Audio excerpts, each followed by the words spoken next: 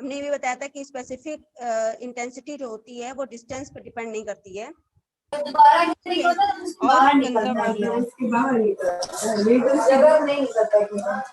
Constant होते हैं।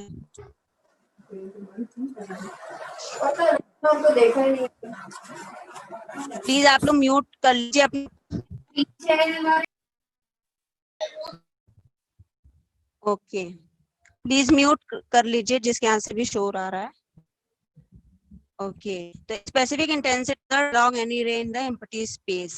ठीक है, ये हम लोगों ने डेरिवेशन कल देखा था कि जो भी दो सरफेसेस होंगी या कोई भी दो पॉइंट्स होंगे, वहां से अगर रे रिफ्लेक्ट हो रही θ1 θ2 एंगल पे, क्योंकि एनर्जी कंजर्व्ड होती है, तो उस रेफरेंस में अगर हम देखेंगे तो ये भी पता चलेगा कि जो स्पेसिफिक इंटेंसिटी होती है किसी भी बॉडी की वो भी हमारी क्या होती है, वो कंजर्व्ड होती है फ्री स्पेस में। तो di/ν1 इक्वल्स टू di/ν2, यानी brightness is independent of the distance.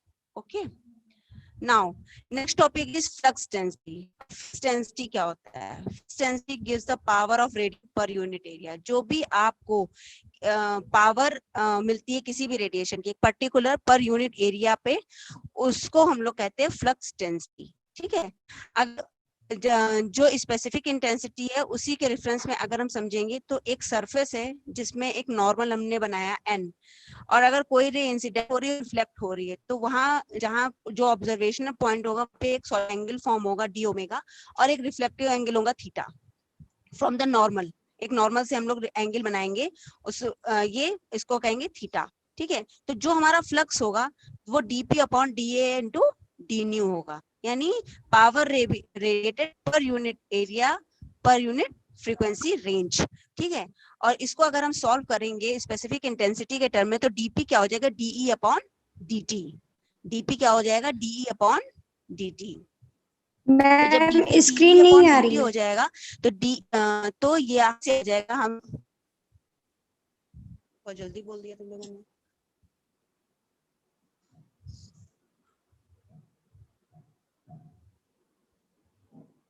अब आई? No ma'am. अभी स्क्रीन आ रही है? Yes ma'am, screen hello, yes ma'am आ रही आ तो है। रही है नो screen? मैम, मेरे यहाँ नहीं आ रही। स्क्रीन आ रही है मैम, मैम स्क्रीन आ रही आ रही है मैम नेटवर्क इशू होगा मैम, आ रही है। ओके, अब हाँ, आप नेटवर्क अपना चेक कर लीजिए। Okay, so de by D T, DP की जगह अगर हम de बाई डी टी रख देंगे और da इंटू डी न्यू करेंगे तो वैल्यू आ जाएगी आई nu cos theta D omega. ये उसी इक्वेशन से आएगी जो इंटेंसिटी, स्पेसिफिक इंटेंसिटी की जो इक्वेशन है से आ जाएगा। ये जब आप इसको देखेंगे तब आप सारी चीजें da डी न्यू वगैरह कैंसिल हो जाएगा, और डी कैंसिल हो जाएगा तो I nu theta D omega आ जाएगा। ठीक है, so the net flux in the direction n f nu n is obtained by integrating dA over solid angles। यानी अगर आपको टोटल फ्लक्स चाहिए किसी भी सरफेस का, वो along the normal आपको मिलेगा, और ओवरऑल सॉलिड एंगल्स, सारे सॉलिड के उसके करस्पॉन्डिंग जब आप चेंज इन फ्लक्स को इंटीग्रेट करेंगे तब आपको वैल्यू मिल मैम जाएगी। थोड़ा स्लो बोलिए, आवाज कट जा रही है थोड़ी। ओके, मैं ये कह रही हूँ कि जब आप dp की जगह de बाई dt रखेंगे और इसमें स्पेसिफिक इंटेंसिटी की वैल्यू को पुट करेंगे de की वैल्यू को आई न्यू के टर्म में, जैसा मैंने पिछले में बताया है, उससे dt da डी न्यू सारी वैल्यूज कैंसिल हो जाएंगी और I nu cos theta D omega आ जाएगा। तो ये हो जाएगा आपका टोटल चेंज इन फ्लक्स। ठीक है, चेंज। लेकिन अगर आपको टोटल फ्लक्स की वैल्यू चाहिए, टोटल फ्लक्स की वैल्यू होगी जब आप इस इक्वेशन को इंटीग्रेट करेंगे ओवरऑल फ्रीक्वेंसीज पर। ठीक है, सॉरी, ओवरऑल सॉलिड एंगल्स पे, सारे सॉलिड एंगल्स के करस्पॉन्डिंग अगर आप इसको इंटीग्रेट करेंगे तो आपको नेट फ्लक्स मिलेगा। ठीक है, तब आपको नेट फ्लक्स मिलेगा। इसकी MKS यूनिट होती है वॉट पर मीटर स्क्वायर पर हर्ट्ज पर सेकेंड। ठीक है, और जो हमारा फ्लक्स होता है यानी जो भी इंटेंसिटी होती है वो हमेशा इनवर्स स्क्वायर लॉ को फॉलो करती है। क्यों? क्योंकि जो हमारा सॉलिड एंगल होता है उसकी वैल्यू होती है pi r square upon d square. तो अगर हमारी जो इंटेंसिटी होगी, अगर उसमें हम ये अज्यूम करके चले आइडियल कंडीशन में कि cos थीटा की वैल्यू 1 होगी, तो जो हमारा फ्लक्स होगा F nu is equal to I nu omega हो जाएगा। ठीक है, अगर इसको इंटीग्रेट करेंगे तो F nu is equal to क्या आ जाएगा, आई न्यू ओमेगा। ठीक है, और आई न्यू ओमेगा जब आ जाएगा तो ओमेगा की जगह अगर pi r square d square रखेंगे तो flux will inversely proportional to d square आ जाएगा। ठीक है, तो इस तरीके से जो फ्लक्स होता है वो इनवर्स स्क्वायर लॉ को फॉलो करता है। यानी जो भी आपके डिस्टेंट स्टार्स होते हैं, जो भी आपकी बहुत दूरी पे स्टार्स होते हैं, वो आपको फेडेड दिखाई देते हैं। फेडेड क्यों दिखाई देते हैं? वो इसलिए नहीं दिखाई देते कि बहुत ज्यादा डिस्टेंस पे हैं, वो इसलिए दिखाई देते हैं, एक मिनट, वो इसलिए दिखाई देते हैं कि stars get fainter with the distance because दे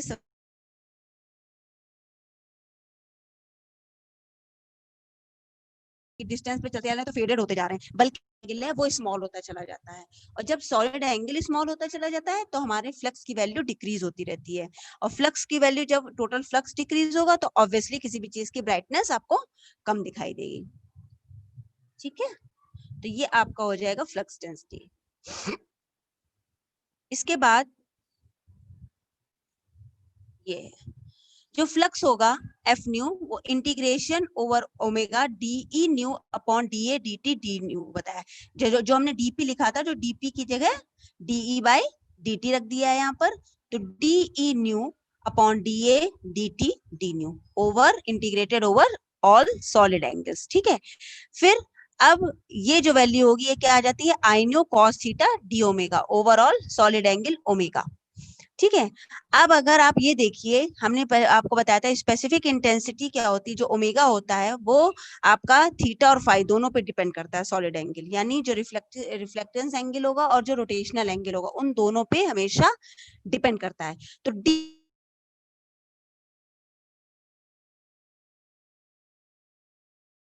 हम लोग इसको थीटा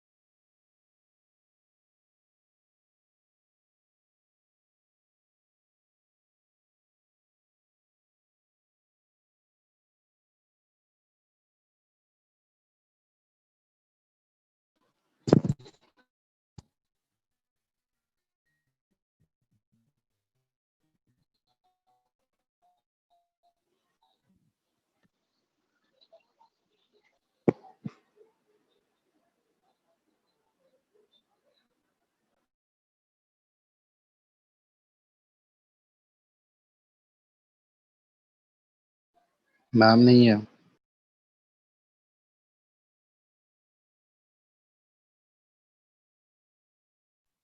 मैम कहाँ गए? छुट्टी हो गई क्या?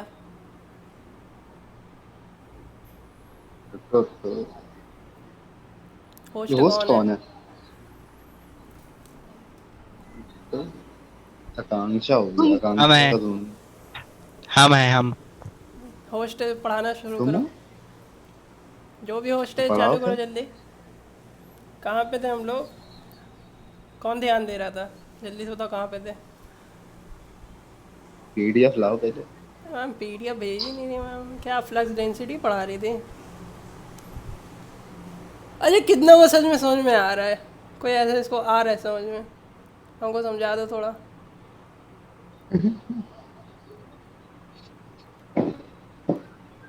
जब तक पीडीएफ नहीं होगी अच्छा ना तब तक क्वेश्चन। बड़ा मुश्किल है। मैम पढ़ाती हैं उसके बाद आधे से ज़्यादा भूल जाते होंगे।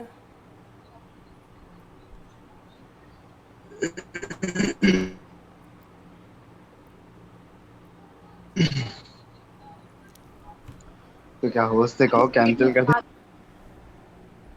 अरे होस्ट कुछ करो। कौन है host?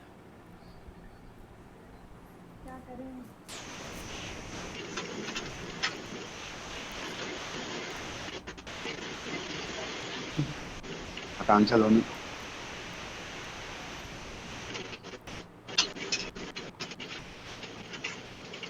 Hello Yes, ma'am. Hello. Yes, ma'am. हाँ सॉरी, वो हाँ. डिस्कनेक्ट हो गया था मेरा. सॉरी. तो आप लोगों ने आपने कहाँ तक सुना था? हाँ मैम ये पेज नहीं सुना है जो मैम आपने अभी. कॉस सॉलिड एंगल फाई पे डिपेंड करेगा, फाई थीटा दोनों पर. मैम बहुत अच्छे से समझ में नहीं ओके. आ रहा है. So F nu is equal to I nu cos theta D omega आएगा. फिर जब ओमेगा जो होता है सॉलिड एंगल, वो जो भी एंगल होता है जहां से आप वेरिएशन लेते हैं उसके नॉर्मल के करस्पॉन्डिंग जो एंगल फॉर्म होता है उस एंगल जहाँ थीटा से रिप्रेजेंट किया गया है तो sine theta d theta. Rotational angle d change in rotational angle phi पर डिपेंड करेगा. ठीक है. ये कोई क्वेश्चन है? Okay. So I nu cos theta sine theta d theta और डी फाई. ठीक है. अब इस इंटीग्रेशन को सॉल्व करने के लिए mu is equal to cos theta को एज्यूम किया गया. ठीक है. इसको पुट किया गया तो लिमिट्स चेंज हो गई. 0 to 2 पाई फाई के लिए तो वही रहेगी, लेकिन थीटा की लिमिट होगी -1 से +1. और I nu you mu phi mu d phi हो गया, क्योंकि आप अगर म्यू कॉस थीटा रखेंगे तो जब इसकी वैल्यू रखेंगे minus sign theta d theta और म्यू इज इक्वल टू आ जाएगा sign theta d theta mu d mu. ठीक है. तो यहाँ से म्यू डी म्यू डिफाई हो जाएगा. ठीक है. अब हम ये होता क्या है कि देखिए एस्ट्रोनॉमी में अगर आप सारे वेरिएबल्स और सारे कांस्टेंट्स को पूरी कैलकुलेशन में लेकर के चलेंगे तो आप कभी भी कोई भी चीज सॉल्व नहीं कर पाएंगे, क्योंकि यूनिवर्स में सब कुछ इतना अनप्रिडिक्टेबल है कि आप सिर्फ अजम्पशंस के बेसिस पे चलते हैं. ठीक है. तो इसमें क्या होता है, जितने भी डेरिवेशन हम आगे भी कराएंगे उसमें बहुत सारे अजम्पशंस लेने पड़ेंगे, जो कि अजम्पशंस लिए गए और जिनसे रिजल्ट्स आए हैं. ठीक है. तो इस तरीके से नंबर ऑफ टर्म्स कम चीजें करनी पड़ती हैं और एक अप्रोक्सीमेट रिजल्ट हम लोगों को मिल जाता है. तो इस टाइप के अजम्पशंस हम लोग लेते चलेंगे. अब जैसे इन्होंने लिया कि अगर फ्लक्स हम लेके चल रहे हैं, इसको कैलकुलेट करना है, एक पॉसिबिलिटी हो सकती है कि हमारी जो इंटेंसिटी है, जो आई न्यू है, वो एक्सिस सिमेट्री हो. ठीक है. यानी सिमेट्रिकल अबाउट इट्स एक्सिस हो, कि रोटेशन जो है वो कांस्टेंटली कर रहा है, किसी एक्सिस के अराउंड जो है वो चेंज नहीं हो रहा है. ठीक है. अगर ये चीज हम मान ले रहे हैं तो हम लोगों की आई न्यू क्या होगी, इंडिपेंडेंट हो जाएगी. यानी हमारी जो आई न्यू की डिपेंडेंस है वो 5 नहीं रह जाएगी. हमारी फ्लक्स का जो इंटीग्रेशन है वो चेंज करके आ जाएगा. 2 पाई -1 to 1 का इंटीग्रेशन आई nu mu mu d mu. ठीक है. तो अब ये इतना बड़ा इंटीग्रेशन छोटे आपको. ठीक है. और इस चीज की पॉसिबिलिटी भी है कि मान ऐसा भी केस हो सकता है कि आपका जो भी इंटेंसिटी हो, उसका जो भी रोटेशनल एंगल हो, आपकी इंटेंसिटी चेंज हो रही हो अबाउट दिस एक्सिस, वो हमेशा सेम हो रही हो. इस तरीके से एज्यूम कर सकते हैं. ठीक है. अब ये क्या होगा, जो फ्लक्स होता है ये टोटल फ्लक्स होता है स्टार का. ठीक है. लेकिन इसमें दो चीजें हो सकती हैं. एक चीज हो सकती है कि इस फ्लक्स को हम लोग डिवाइड कर देंगे दो टाइप के कॉन्ट्रीब्यूशंस में, कि एक अपवर्ड रेडिएशन और एक डाउनवर्ड. अपवर्ड का मतलब जो एमिटेड रेडिएशन होगी, जो हमें बॉडी से एमिट हो रही रेडिएशन, उसके करस्पॉन्डिंग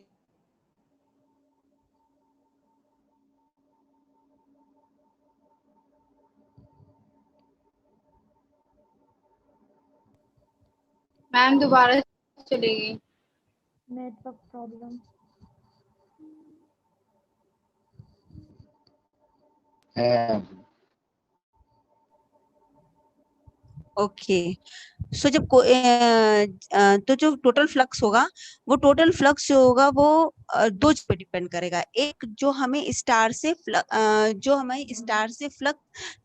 है वापस, यानी रेडिएट हो रहा है आउटवर्ड, एमिट हो रहा है, और एक फ्लक्स उसके कोरस्पॉन्डिंग मिलेगा जो इंसिडेंट रे बम्बार्ड हुई है उसके ऊपर.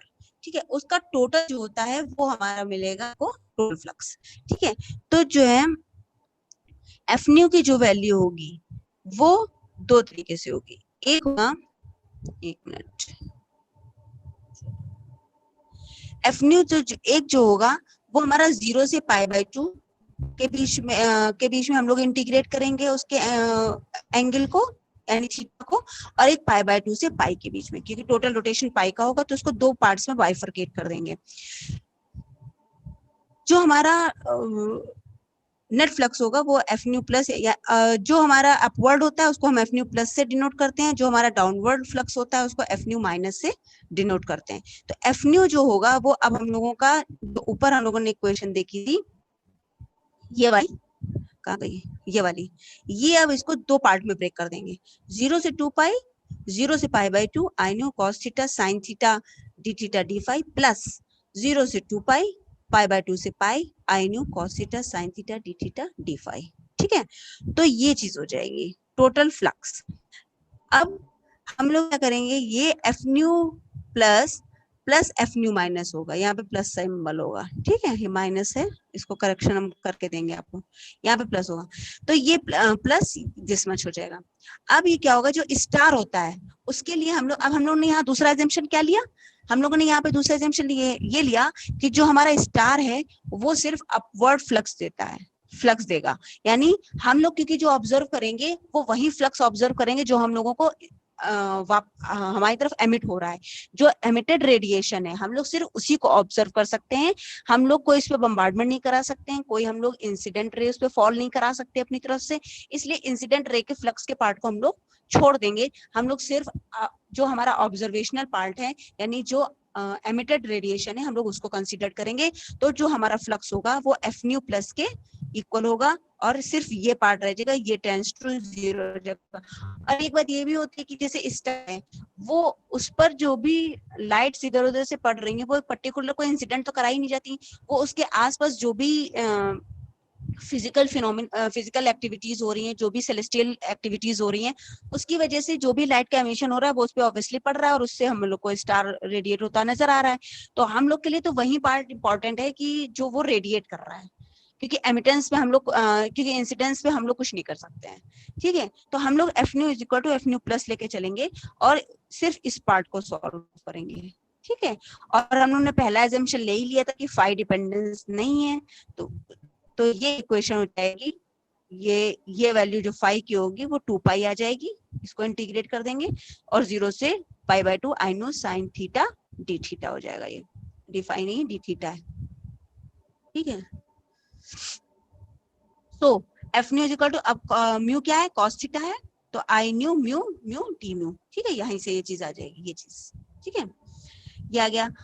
If I nu has no theta dependence over the range. ठीक है, अगर मान लीजिए 0 से π/2 के बीच में अगर हमारी फ्लक्स डेंसिटी वेरी कर रही है या हमारी इंटेंसिटी का रेंज हम 0 से π/2 के बीच में ले रहे हैं या मिनिमम से मैक्सिमम के बीच में ले रहे हैं, इट मे बी पॉसिबल कि उस पर जो भी रे इंसिडेंट हो रही है और जो भी रे रिफ्लेक्ट हो रही है वो हमेशा डायरेक्शन में रिफ्लेक्ट हो।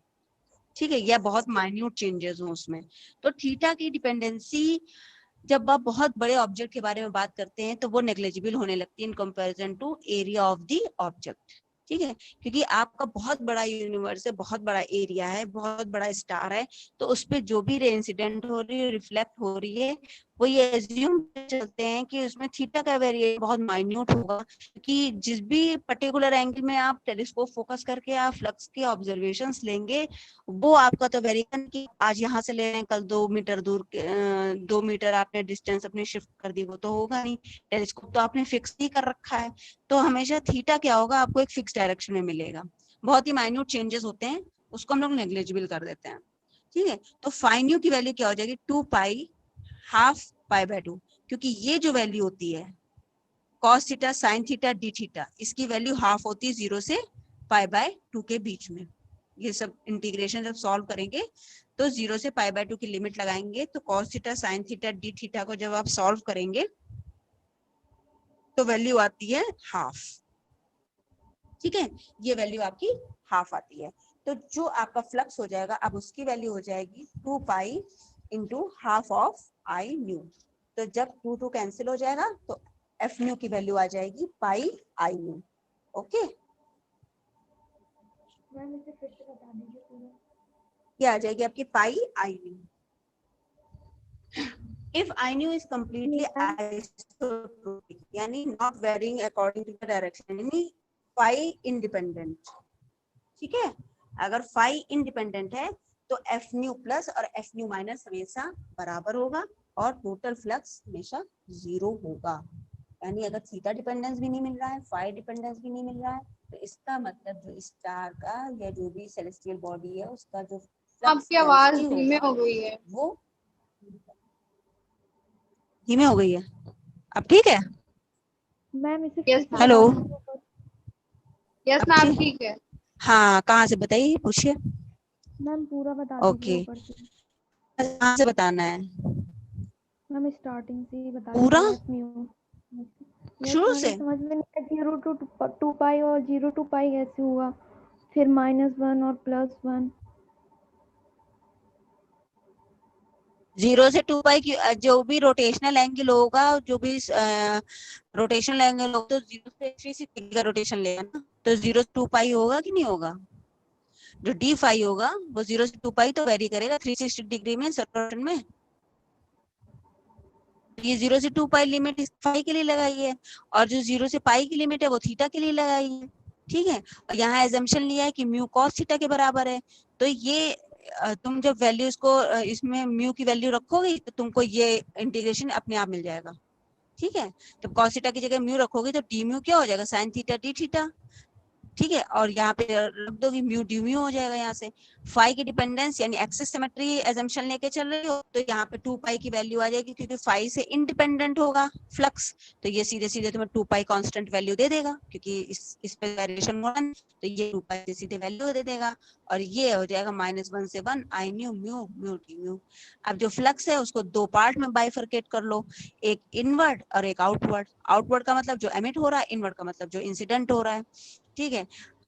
उसमें जो थीटा होगा 0 से π/2 और π/2 से पाई के बीच में, इस लिमिट को ब्रेक कर लो, ये दो पार्ट हो जाएंगे। पहला पार्ट 0 से π/2 को माना कि जो है एमिटेड वाला पार्ट है और ये π/2 से पाई वाला हमारा इनवर्ड पार्ट है, यानी जो तुम इंसिडेंट हो रहा है उस पे उसे। लेकिन अब तुम जो ऑब्जर्वेशन के पॉइंट ऑफ व्यू से देखोगे एजम्पशन, तो ये हो जाएगा कि जो तुम ऑब्जर्व कर रही तुम्हें सिर्फ उसी फ्लक्स डेंसिटी से मतलब है, बाकी जो इंसिडेंट हो रही उससे मतलब नहीं है, उसका इतना इम्पैक्ट नहीं पड़ेगा, तो उसको जो सेकंड पार्ट है उसको नेग्लिजिबल कर दो। तो एफ न्यू की वैल्यू क्या आ जाएगी, एफ न्यू प्लस के बराबर आ जाएगी यानी 0 से 2 पाई 0 से π/2 I nu cos theta sin theta d theta d phi, ठीक है। ये फाई इंडिपेंडेंस वाला आपने पहले एजम्पशन मान लिया था, ठीक है। तो ये d फाई की जगह यहाँ पे 2 पाई रख दो, ये d थीटा होगा, ठीक है। यहाँ पे 2 पाई 0 से π/2 I nu cos theta sin theta d theta होगा ये, ठीक है। तो यहाँ से d फाई की जगह तुमने 2 पाई रख दिया क्योंकि तुम ये मान के चल रही हो कि फाई पे डिपेंडेंट नहीं करेगा, हर एंगल जो भी रोटेशनल एंगल होगा हमेशा इंटेंसिटी कांस्टेंट रहेगी, ऐसा तुम मान के चल रहे हो। तो 0 से +1 I nu mu mu d mu हो जाएगा, जैसे कि यहाँ पे हुआ था, यही सेम चीज है यहाँ पे। अब जब ये चीज मान के चल रही हो आई nu cos theta sin theta d theta, तो इसको जब 0 से π/2 के रेंज में इंटीग्रेट करोगे तो इसकी वैल्यू तो हाफ होती ही होती है, ये तो हमेशा इंटीग्रेशन में तुम लोग को पता ही होगा, cos theta sin theta d theta की वैल्यू हाफ होती है 0 से π/2 के रेंज में, ठीक है। तो जब 2 pi into half I nu आ जाएगा इस इक्वेशन से, इस वाली इक्वेशन से, ठीक है। आई न्यू आ जाएगा और फिर ये पाई आई न्यू आ जाएगा, 2 कैंसिल हो जाएगा, पाई आई न्यू आ जाएगा। अब अगर एक केस ये भी मान सकते हैं कि हमारा जो आई न्यू है वो कम्प्लीटली आइसोट्रोपिक है।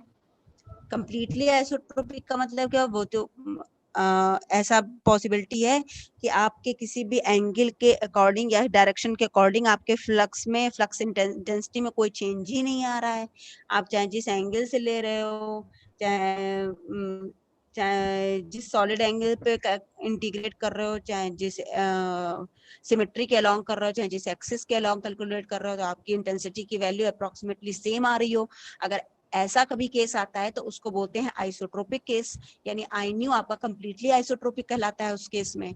तो उस केस में हमेशा फ्लक्स 0 होता है, टोटल फ्लक्स जो होता है वो 0 होता है। समझ में आया? तो ये टोटल फ्लक्स आपका 0 हो जाएगा। इस तरीके से या आपका डेरिवेशन हो गया। इस डेरिवेशन में कोई स्टेप जो ना समझ में आया हो,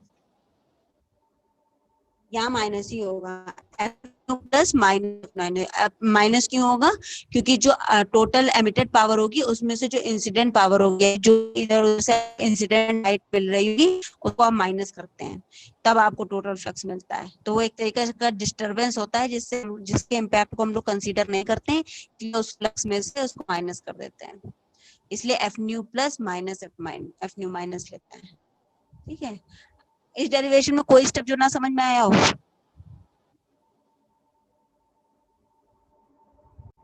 hello hello, yes Yes, ma'am. ma'am. आकांक्षा ने, हाँ, इस डेरिवेशन में कोई स्टेप जो नहीं समझ में आया हो?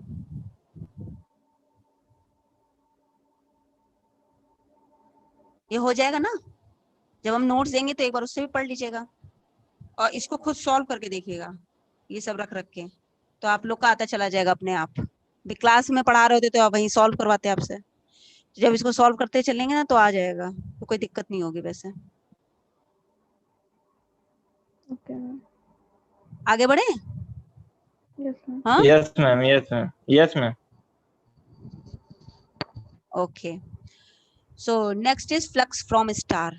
अगर एक कोई इस स्फेरिकल बॉडी हम ले लें जिसके सेंटर पे एंगल थीटा बन रहा हो, ठीक है, और एक स्मॉल एरिया ले लें जो डी आर है, ठीक है, डी आर है, ये रेडियस आर है, ये एंगल थीटा है सेंटर पे, तो ऑब्वियसली ये एंगल भी थीटा ही होगा, और ये एक स्मॉल डिस्टेंस है आर इसी पॉइंट से, ठीक है। तो जो भी प्रोजेक्टेड एरिया होगा जिसको आपका ऑब्जर्वेशन लेना है वो डी ए होगा, वो 2 पाई आर डी आर होगा, ठीक है, 2 pi r d r. R is equal to क्या होगा इस ट्राइंगल से, आर साइन थीटा, ठीक है, स्मॉल आर की वैल्यू क्या होगी, आर साइन थीटा, तो डी आर की वैल्यू क्या होगी, r cos theta d theta, ठीक है। डी ए की वैल्यू क्या होगी, आर डी आर की वैल्यू उठा करके इसमें रख दीजिए 2 पाई आर डी आर में, तो जब इसको सब सॉल्व करेंगे तो 2 pi r square sine theta cos theta d theta आ जाएगा। Mu is equal to cos theta कर दिया है तो 2 pi r square mu d mu आ गया, ठीक है। अब डी ओमेगा पता ही है, डी अपॉन डी स्क्वायर, यानी हमने pi r square upon d square बताया था फ्लक्स डेंसिटी में, तो पाई आर स्क्वायर क्या होता है, एरिया होता है, तो यहाँ पे चेंज इन सॉलिड एंगल है, तो डिस्टेंस तो हमेशा कांस्टेंट ही रहती है, रहेगी, जिस भी ऑब्जेक्ट के आप मेजरमेंट लेंगे, जिन भी ऑब्जेक्ट्स का, उनको तो कांस्टेंट ही रहनी है, तो आपका चेंज किस में होगा, एरिया में, तो d A upon d square, तो डी ए की वैल्यू यहाँ से रख दीजिए 2 pi r square mu d mu, तो आर बाई डी का होल स्क्वायर आ जाएगा यहाँ से। Flux receive from the solid angle, flux, अब आपको फ्लक्स डेंसिटी वाले डेरिवेशन में जाएंगे तो आपको पता ही है, change in flux is nothing but I knew D omega. I knew D omega कैसे बताइए, फ्लक्स की वैल्यू बताई थी, हाँ बताइए, जो एफ का फॉर्मूला होता है वो क्या होगा, आई न्यू ओमेगा हो जाएगा। फ्लक्स डेंसिटी क्या थी, ये वाले में देखिए, फ्लक्स डेंसिटी क्या थी, डी एफ न्यू आई nu cos theta D omega थी, तो जब आइडियल कंडीशन मानते हैं तो कॉस इक्वल्स टू 1 मान लेते हैं, तो अब इंटीग्रेट करेंगे तो F nu is equal to I nu omega आ जाएगा, आई न्यू ओमेगा आ जाएगा, तो ओमेगा क्या होता है, pi r square d square, तो यानी F is equal to I nu pi d A upon d A upon d square, तो एफ न्यू यहाँ से क्या आ जाएगा, आई न्यू डी ओमेगा, ठीक है। ये उसी इक्वेशन से आया है जो फ्लक्स डेंसिटी थी, वो सिंपल वही इक्वेशन ही लिखी हुई है, बस इन्होंने cos थीटा इक्वल्स टू 1 यहाँ पे अज्यूम कर लिया है, ठीक है। और ऑब्जर्व फ्लक्स क्या हो जाएगा, ये जो आपने निकाला है, ये ऑब्जर्व फ्लक्स हो गया, ये रिसीव्ड फ्लक्स हो गया एट द सॉलिड एंगल, ठीक है, एफ न्यू। टोटल फ्लक्स क्या होता है, 2 पाई 07 आई nu mu mu d mu. इसमें कौन सा एजम्पशन लिया है कि तुम्हारा फ्लक्स एक्सिस सिमेट्री है, यानी फाई डिपेंडेंस नहीं है, ये देखिए ये वाला एजम्पशन लिया है, यही क्वेश्चन है वो, ठीक है, फाई डिपेंडेंस को नहीं लिया है, तो यहाँ पे इसीलिए आगे 2 पाई आ गया है यहाँ पर, तो 0 से 1 I nu mu mu d mu from previous, no phi dependence, यहाँ पे कोई फाई डिपेंडेंस नहीं होगी, तो फ्लक्स की वैल्यू ये होती है। अब F nu is equal to r upon d square capital F nu, ठीक है, तो यानी 2 पाई 0 से 1 I nu mu d mu capital F nu होगा, यानी टोटल ऑब्जर्व फ्लक्स। ठीक है, ये ऑब्जर्व फ्लक्स की वैल्यू हो जाएगी, यानी जो आपका सॉरी टोटल फ्लक्स हो जाएगा, और जो ऑब्जर्व फ्लक्स होगा वो स्मॉल एफ न्यू हो जाएगा। तो एफ न्यू की वैल्यू हो जाएगी आर अपॉन डी का whole square capital F nu, यानी किसी भी स्टार के लिए जो आप फ्लक्स ऑब्जर्व करते हैं उस ऑब्जर्व फ्लक्स की वैल्यू आर बाय डी के whole square into total flux पे उस स्टार के फ्लक्स पे डिपेंड करती है। ठीक है, तो ये एक डेरिवेशन होता है, इसको हम लोग कहते हैं फ्लक्स फ्रॉम स्टार। जो भी आपको स्टार से फ्लक्स मिलेगा वो उसके सॉलिड एंगल के स्क्वायर और अपने टोटल फ्लक्स पे डिपेंड करेगा। तो ये आपका डेरिवेशन बहुत सिंपल है, पीछे वाला से डेरिवेशन अगर समझ में आएगा तो ये अपने आप ऑब्वियसली हो ही जाएगा, इसमें कुछ नहीं है। इसमें कुछ पूछना है? इसमें कुछ पूछना है आप लोगों को? Theta star is solid angle subtended bye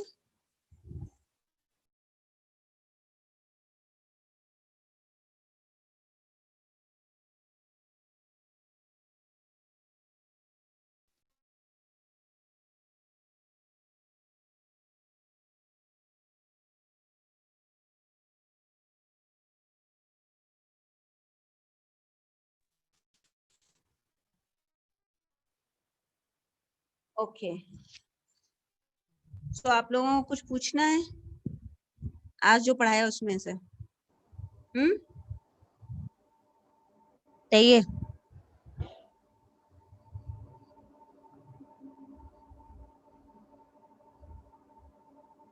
Akanksha Soni, Mohammad Essar Siddiqui unmute हैं, आप लोग बताइए कुछ पूछना है?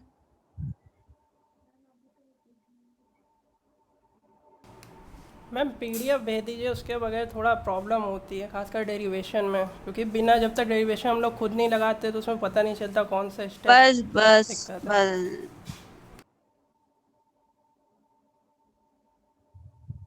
सही कह रहे हो।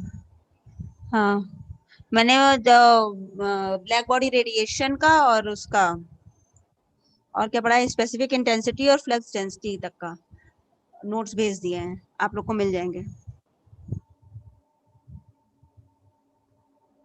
हमारे इसमें पूरे मैथ्स ही है, थ्योरी बहुत कम है, टोटल मैथ्स ही मैथ्स है।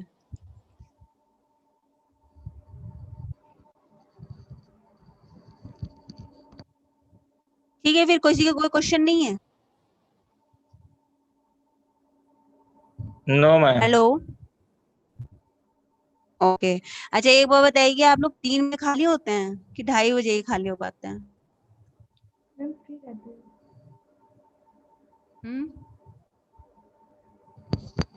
बताइए। 3:50 से क्लास होती है, 3 बजे तो कोई नहीं होती। सब लोग का है, सब इतने बच्चे हैं, 30 स्टूडेंट्स हैं, सब लोग को इस बात से एग्री करते हैं? मतलब मेरा कहने का मतलब है अगर हम 3 बजे अपनी क्लास लगाएं तो आप लोग को कोई दिक्कत तो नहीं होगी? नो मैम, कल और परसों तो कोई प्रॉब्लम नहीं है 3 बजे। नहीं है ना? No ma'am. तो हम कल की अपनी 3 बजे की शेड्यूल कर दें क्लास? Yes ma'am. लो मैम, अपनी क्लास बस हो गया मैम, आप कितना क्लास देंगे? कल बहुत क्लास है। अरे कल के लिए बहुत क्लास है मैम, कल बहुत क्लासेस हैं। यस मैम, सुबह से ही क्लासेस हैं। अच्छा ठीक है, सैटरडे को? ठीक नो मैम, ठीक, सैटरडे कोई को बात भी नहीं, बस कल छोड़ दो सैटरडे। मैम फ्राइडे नहीं मैम, सैटरडे को भी सेम रहता है शाम तक क्लासेस होती हैं, बाकी दिन फ्री मैम। बस ये वेडनेसडे थर्सडे रहता है फ्री हम लोग। खाली वेडनेसडे थर्सडे हम ले आनी क्लास ना? Yes ma'am. मैम आप नोट्स पहले प्रोवाइड कर दिया या फिर डेली कर दिया करिए जैसे क्लास होती है? हाँ, हम नोट्स प्रोवाइड करेंगे तो तुम लोग आओगे नहीं क्लास में, मुझे पता है। अरे मैम आएंगे क्यों नहीं, कहाँ से पढ़ेंगे फिर? आएंगे मैम, आप आएंगे। जानते हैं अरे तुम मैम लोग करेंगे नहीं क्लास कैसे से गायब पढ़ेंगे हो फिर जाओगे। कैसे? अरे नहीं मैम, करेंगे क्लास। अरे अब खुद से नहीं कर। इतनी पीजी में आके इतनी मैथ्स आ चलेंगे जाती मैम। है सबको। अरे हम क्लास तो हम लोग डीएम की भी करते हैं। अब तुम ये तो और तुम अच्छे ये से समझ में सोचो आएगा। तुम लोग Yes, की ma'am. जो है सारे नोट्स मुझे टाइप करने हैं, सारे नोट्स मुझे टाइप करने हैं, मेरे पास खुद के सॉल्व किए हुए नोट्स हैं सारे अरे मैम डेरिवेशन। यही आप जो जिससे पढ़ा रही हैं सेंड कर दीजिए, कोई मेरे मैम, सारे आप नोट्स हम जो टाइप करेंगे। आप यही मैम सेंड आप कर जो दीजिए मैम पढ़ाते जिससे हो आप पढ़ा उसको रही हैं। पहले भेज दिया करिए। Yes, हम ma'am. एक्चुअली हम उसको और अरे ये बहुत बुरी हालत है इसकी, देख रहे हो कितना काटा पीटा मचाया अरे मैंने मैम कर इसमें। लेंगे हम लोग, कोई मैनेज कर लेंगे। इसको मैम हम ये कि इसे समझ में आ जाएगा प्रॉपर जो आप फिर अभी तुम लोग को पढ़ाएंगे। रुको, हम नोट सिखाते हैं जो मैंने तैयार किए हैं। डेली कर दीजिए एक वरना मिनट फिर लोड रुको, बढ़ते जा रहे हैं, पढ़ नहीं पाएंगे हम लोग, चल जाएंगे इसका लास्ट में। धमकी दे रहे हो तुम तो मुझे। मैम धमकी नहीं, बता रहे अपनी प्रॉब्लम बता रहे मैम, लोड बढ़ जाएगा पढ़ नहीं पाएंगे ओके